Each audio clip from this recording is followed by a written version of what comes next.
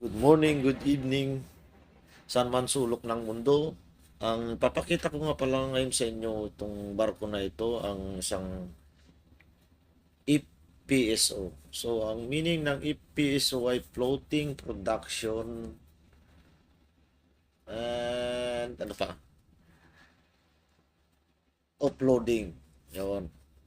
Kalimutan ko na yung S. So, ito ay nandito kami ngayon sa Angola.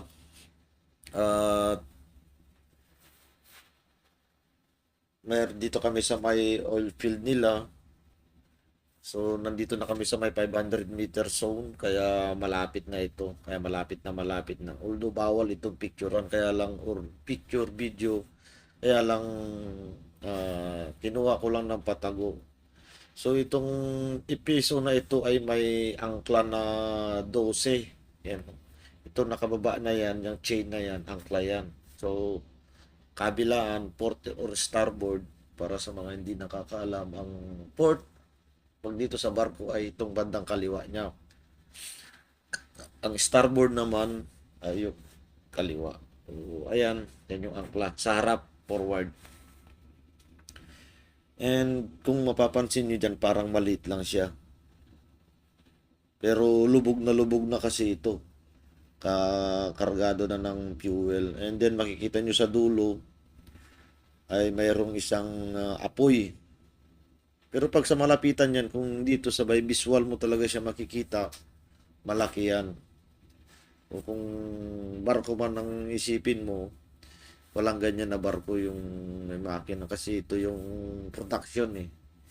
Production system. And kaya kami nandito dahil ang trabaho ng barko namin ay diving operation. So, kailangan naming lumapit dyan and then magbigay ng diver. So, kami naman, ang trabaho namin ay hindi talaga yung nagda-dive. So, mayroon kaming tao, mga taga-European at ibang lahi na sumasampa sa amin and then sila yung gumagawa niyan. So, kaya sinabing diving operation, ang trabaho nitong barko ay mga diving. Pero hindi kami yung mga tripulante ng barko ang magda-dive dyan. Napakalaking bagay na makakita tayo ng ganito at may share natin na hindi alam ng karamihan na mayroon palang ganito. So usually ang production kasi ay naka-platform.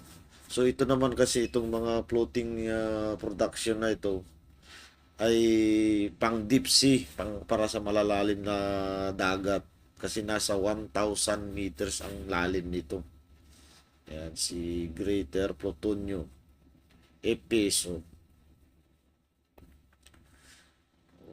Ayun lang, sharing ko lang din para makita ng ating mga followers kung ano ba talaga yung trabaho ni Mr. D. So, nasa mga 100 katao siguro or more than 100 katao siguro ang tao niyan. And napakaraming ganyan dito sa Angola. Sa Pilipinas wala ito eh. Platform lang ang meron eh. So, one day sana magkaroon din sa atin ng ganyan. Para magkaroon pa ng maraming trabaho ang mga Pilipino. Yun lang. Maraming salamat ulit. And